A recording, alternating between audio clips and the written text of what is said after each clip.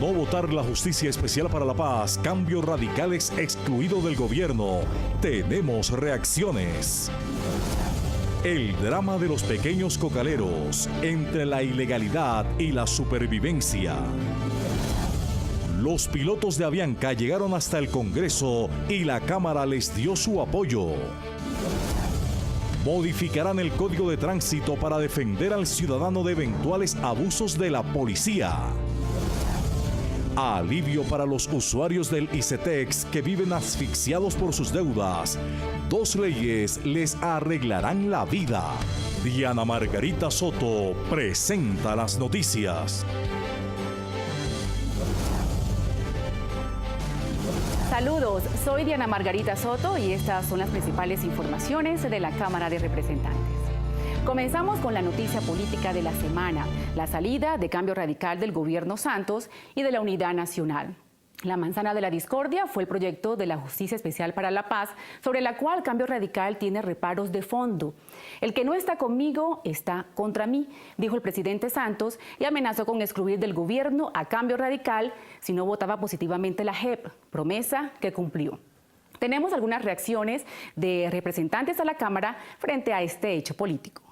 Y me parece que la actitud de Cambio Radical, si bien es clara en el pronunciamiento, me parece que obedece también a razones electorales. Ahorita tienen prioridad los proyectos que son del fast track y pues tenemos la reforma política, tenemos la reglamentación de la JEP, en fin, tenemos muchos proyectos que por ahora van a tener prioridad al resto de agenda política. Esperemos qué resultados dan las votaciones que se presenten aquí en el Congreso de la República, en especial en la Cámara de Representantes, sobre el tema de la JEP. Hay muchos reparos, todos tenemos unos reparos sobre unos artículos y esperemos qué resultado da. Pero sí debemos estar atentos a ver qué se sostiene o qué se decide con el tema de la paz. Hay que guardar coherencia sobre unos temas, pero también hay que criticar otros y está en todo su derecho Cambio Radical de hacerlo. Sin preocuparnos porque ellos no hagan parte de la unidad nacional, lo único que esperaríamos, lo único que le pediríamos al señor presidente de la Cámara es garantías. Él está en representación de un partido que no está con estas iniciativas, que nos deje tomar las determinaciones que la plenaria tenga bien tomarlas en una u otra dirección. A pesar de que las comisiones primeras del Congreso aprobaron en primer debate los 162 artículos de la Justicia Especial para la Paz, quedan preocupaciones en el ambiente. Una de ellas es la posible violación de algunos derechos por parte de los magistrados y fiscales que juzgarán a los excombatientes de las FARC, militares y a civiles. Son varias las inquietudes del fiscal Néstor Humberto Martínez tras la aprobación de la JEP en primer debate, pero advierte sobre un artículo en especial que podría violar derechos fundamentales, mientras los magistrados recogen las pruebas de los crímenes que deberán condenar. El ponente del proyecto de la JEP, el representante Hernán Penagos, tiene la misma preocupación. El fiscal general tiene razón, y es que no se le pueden otorgar facultades a los magistrados de la JEP para suspender los derechos fundamentales de los ciudadanos mientras se practican unas pruebas. Y no se puede hacer porque esa atribución se da en la justicia ordinaria, pero cuando existe un juez de garantías, en este caso sería el mismo magistrado el que suspende los derechos y el mismo magistrado el que evalúa si hay o no violación de ellos. Así que a mi modo de ver es un artículo peligroso. Este polémico artículo permitiría interceptar llamadas y seguir la huella de las personas a través de Internet. El partido Cambio Radical ha pedido eliminar este artículo y dejó claro una vez más que apoya el proceso de paz, pero deben ser cuidadosos con la implementación de los acuerdos. La JEP no puede ser para darle libertad a los que secuestraron, destruyeron pueblos, traquetearon, y que la gente honorable pueda ser interceptada, le pueden privar su libertad. Nos preocupa que puedan hacer política sin haber pasado por la JEP. ¿Qué se acordó? Que no van a tener muerte política, pero una cosa diferente es que no paguen ninguna pena, no digan la verdad, no se comprometan a entregar todos los secuestrados, todos los niños, antes de venir al Congreso de la República. Para el Centro Democrático, la JEP, tal como está hoy, no sirve para condenar los delitos atroces de las FARC. No se les va a juzgar ni a condenar por haber seguido delinquiendo. Y el gobierno, por complacer a las FARC, sigue manipulando sus mayorías cada vez más escasas para seguir protegiendo a las FARC. Miren los perfiles de quienes han sido nombrados magistrados, la mayoría de extrema izquierda. ¿Qué garantías tenemos los civiles? Los militares obviamente ninguna, pero aquí los únicos que tienen garantías son los criminales de las FARC. Ya se nombró al fiscal de la JEP, Giovanni Álvarez Santoyo, quien deberá investigar a quienes no reconozcan su responsabilidad en crímenes de lesa humanidad. Mientras tanto, la JEP seguirá su arduo camino en las plenarias de Senado y Cámara. Finalmente, será la Corte Constitucional quien tenga la última palabra sobre la JEP. La nefasta masacre de al menos 6 personas ocurrida en Tumaco pone sobre el tapete la problemática de los pequeños cultivadores de coca, familias que no tienen otra cosa que hacer para poder subsistir. Los hechos en Tumaco, que dejaron al menos 6 muertos y cerca de 50 heridos, dejan de manifiesto una grave problemática social respecto a la sustitución de cultivos ilícitos. Este cultivo ha tenido un gran aumento, superando las 150.000 hectáreas en el último año. Los departamentos de Nariño y Cauca tienen las mayores extensiones dedicadas a esa siembra. Las razones son un secreto a voces: la presencia de carteles poderosos y adinerados. Es que arrinconaron a los guerrilleros desde todo el país hacia el sur de la patria, sobre todo teniendo en cuenta que la frontera de Ecuador era un poco permisiva en el anterior gobierno con los grupos guerrilleros.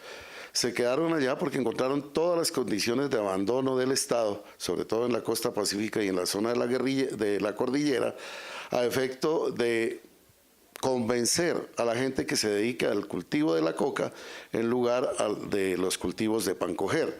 Los narcotraficantes pagan en efectivo, pagan semanalmente, y el Estado, en su promesa de la sustitución compensada con un auxilio económico, no ha llegado.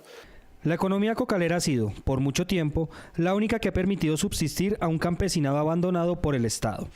Así, las acciones del gobierno deben ser más fuertes, ya que esta problemática es una amenaza seria a la paz. Sustitución y economía alternativa, eso es lo que están pidiendo los campesinos para poder erradicar voluntariamente las matas y no como están tratando de hacerlo a la brava, generando tensiones, generando muertos como pasó en Tumaco y sin darle una respuesta real a esas poblaciones que han padecido el conflicto armado. El clamor de las comunidades cocaleras es fuerte y sentido. Queremos hacerle un llamado enérgico al gobierno nacional que no se pueden seguir burlando de nuestros campesinos.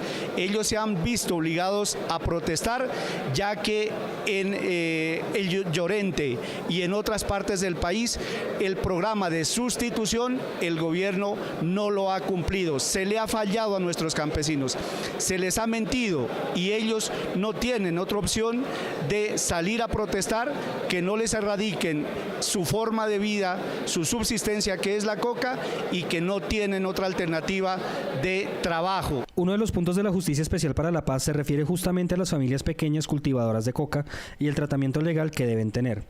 Se busca no considerar los delincuentes y ayudarlas en sus necesidades, agilizando los procesos de sustitución de cultivos.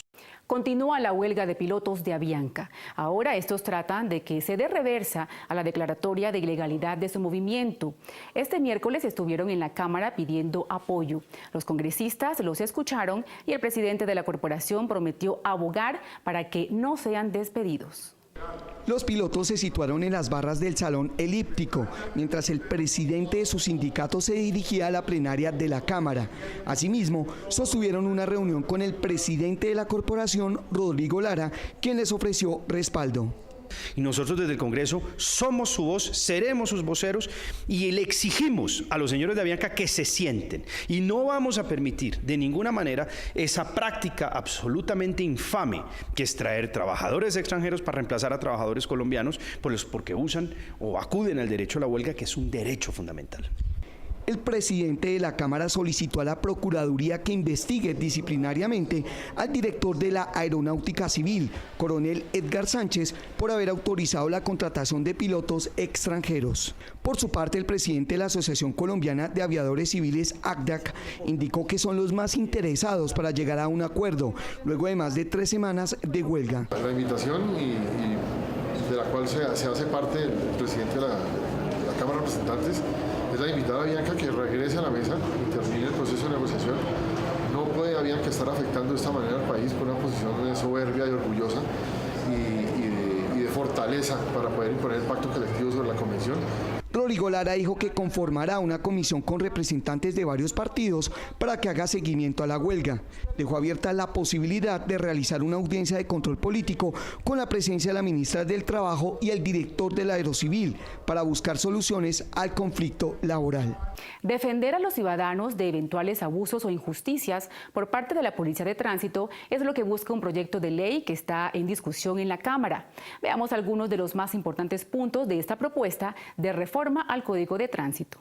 La iniciativa ya está siendo discutida en la Comisión Sexta de la Cámara y según sus autores crearon este proyecto de reforma del Código tras escuchar las continuas quejas de ciudadanos frente a los abusos de la Policía de Tránsito. El ciudadano ya no ve al policía de tránsito como la persona que va a solucionar un conflicto cuando hay una congestión, sino como el enemigo que lo va a buscar para buscar cualquier pretexto y ponerle una multa. ¿Qué razón hay para que llegue una grúa a las 3 de la mañana a un barrio, un ejemplo, La Esmeralda o Pablo VI, a llevarse un carro que está parqueado frente a la casa del residente y que no está estorbando a nadie?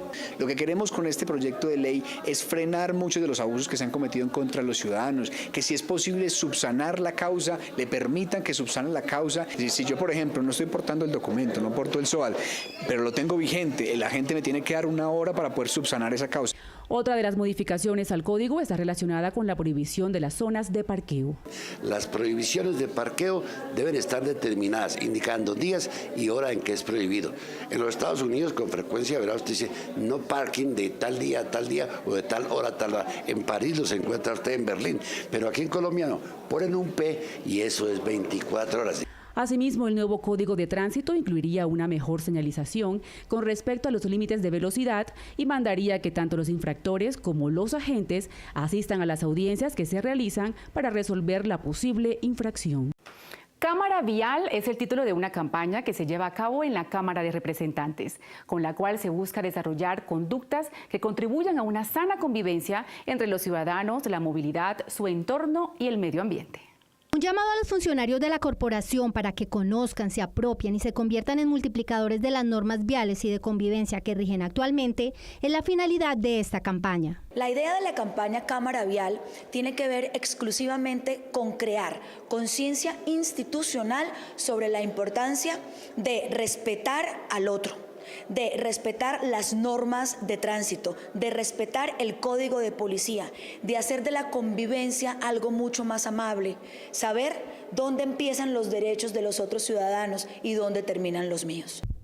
La Cámara de Representantes y la Secretaría de Seguridad y Convivencia del Distrito buscan que los funcionarios de la entidad se conviertan en artífices de cultura ciudadana por medio del conocimiento del Código Nacional de Policía y Convivencia. Que sea un libro de consulta, un libro de lectura casi que obligado en la casa, en los colegios, en los espacios laborales, para que tengamos un conocimiento claro de a qué nos enfrentamos cuando salimos a la calle, cuáles son nuestros deberes, cuáles son nuestros derechos, pero que siempre tengamos muy claro que el respeto, la tolerancia son pilares fundamentales para esta sociedad. Dentro de esta campaña está previsto realizar nuevos talleres y actividades pedagógicas con el fin de formar más multiplicadores de estas buenas prácticas, no solo hacia el interior de la corporación, sino también hacia el ámbito externo. Granada, en el departamento del Meta, podría ser el tercer municipio del país que le diga no a la exploración y explotación de hidrocarburos en su territorio. Los otros son Tauramena en el Casanare y Cumaral también en el Meta. La decisión la tomarán los granadinos en la consulta popular convocada para este 22 de octubre. Con la asistencia de los Ministerios de Minas, Ambiente, Agricultura, la dirección de la Agencia Nacional de Licencias Ambientales y Ecopetrol, la Comisión Quinta de la Cámara sesionó esta semana en Granada, con el fin de plantear a la comunidad diferentes alternativas que le permitan tener un mejor criterio a la hora de votar. Pero ya hay elementos de juicio para que ellos tengan en cuenta, pues primero porque hay que ver que es un aumento en los ingresos del departamento, un aumento en las divisas del país, Sin embargo, hay que buscar el punto intermedio en lo que es amigable con el medio ambiente, en lo que es amigable con las comunidades, y segundo, que en el sistema general de regalías tengamos una mejor opción que le dé progreso, salud y bienestar al departamento. Ambientalistas consideran nefasta la incursión petrolera en la región del Ariari, cuya vocación es eminentemente agrícola por la riqueza de su suelo. En estas tierras ya se están llevando a cabo proyectos de cultivos productivos que la convertirían en la despensa agrícola del centro del país. La comisión accidental creada en la Cámara de Representantes para estudiar la situación del sector textilero presentó su informe y anunció acciones precisas para salvar esa industria. Los fabricantes de telas están quebrándose debido principalmente al contrabando y a las importaciones desde China. La Comisión Accidental planteó medidas para evitar que el sector siga siendo afectado por el contrabando, el alto costo de producción y los tratados de libre comercio. En la reunión también estuvieron representantes de la DIAN, el Ministerio de Comercio, la Policía Aduanera y de la Cámara Colombiana de la Confección. Una de las principales propuestas fue fortalecer la normatividad en el gremio. Señalaron la necesidad del control a las cadenas de grandes superficies en el tema de marquillas y la exigencia de una reglamentación mucho más fuerte que permita ser competitivo el sector. La Comisión también anunció su descentralización y la necesidad de controles más estrictos. Vamos a ir a la ciudad de Medellín, a la ciudad de Ibagué, a discutir y a escuchar la experiencia de los empresarios y de los textileros y de los confeccionistas que viven cada día ese flagelo y ese problema. La segunda, una solicitud de endurecimiento de todos los controles para poder salvar la temporada de diciembre. Adicionalmente, se anunció la revisión de los decretos expedidos por el gobierno para la protección del gremio. Según cifras del DANE confirmadas por la Cámara Colombiana de la Confección, se han perdido 120.000 empleos por esta problemática. La ley que determinó que a partir de las 9 de la noche se deban pagar horas extras fue demandada ante la Corte Constitucional. La buena noticia es que con la demanda se busca que el horario nocturno comience más temprano. Una reciente ley de la República fijó a las 9 de la noche el inicio de la jornada laboral nocturna, a partir de la cual los trabajadores deben recibir un recargo. Pero la ley fue demandada porque, según los promotores de la demanda, las 9 es aún demasiado tarde. Vamos a insistir en la Corte Constitucional para que la jornada empiece a reconocerse el recargo nocturno desde las 6 de la tarde. Lo que se busca con esta acción es proteger los derechos de aproximadamente 500.000 trabajadores, en la medida que estas dos leyes establecieron un régimen laboral flexible con el propósito de generar empleo que efectivamente no se cumplió. Y no solamente no se cumplió, sino que afectó el régimen laboral existente, que era más favorable. Significa eso que se está afectando o vulnerando principios constitucionales. La Corte Constitucional ya había hecho un control sobre esta ley, pero no había tenido en cuenta los argumentos que ahora se exponen por parte de los accionantes. Si usted o alguien de su familia es uno de esos deudores del ICETEX que se siente asfixiado por su deuda, esta noticia le interesa. 2 proyectos de ley están avanzando en el Congreso para darles alivio y hacer más llevaderas esas obligaciones financieras. La Cámara de Representantes tramita 2 iniciativas legislativas que beneficiarían a cerca de 400.000 colombianos usuarios del ICETEX. Primero, con un proyecto de ley que ya pasó a cuarto debate, es decir, a último debate, que elimina el traslado del costo de los chepitos del ICETEX. No podrán seguir pidiéndole al estudiante que cae en mora el 10% de la cuota o del monto en deuda para poder restablecer su situación. Eso es un negocio inmoral. Y en segundo lugar, presentamos con varios colegas un proyecto que establece una cuota contingente al ingreso. Es decir, si un muchacho se gana 1.600.000 pesos, ese muchacho va a pagar el 20% de ese 1.600.000 pesos, no pagará un peso más. Beneficiarios del ICETEX mostraron su complacencia frente a las iniciativas de ley. Me parece muy buena y ojalá que el resultado sea favorable, porque pues nos alivia el aporte que tenemos que hacer económico. Pues es que es muy bueno porque los intereses siempre como que abarcan mucho para el beneficiario, entonces me parece muy bueno que se redujera o se quitaran totalmente los intereses. Me parece un proyecto muy bueno, una propuesta excelente, porque pues yo soy beneficiaria, terminé mi carrera y pues ahorita llega el pago, entonces pues que reduzcan los intereses sería muy bueno para todos los estudiantes, no solo para los que ya terminamos, sino para los que vienen detrás de nosotros.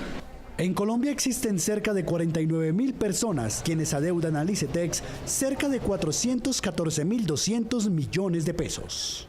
Ahora demos un vistazo a otras noticias de la Cámara. En debate de control político sobre el cáncer infantil en Colombia, se alzó la voz sobre la importancia de ampliar programas de seguimiento, registro y documentación para salvar la vida de más niños en nuestro país. Cerca del 60% de los niños diagnosticados fallecen por factores que podrían prevenirse.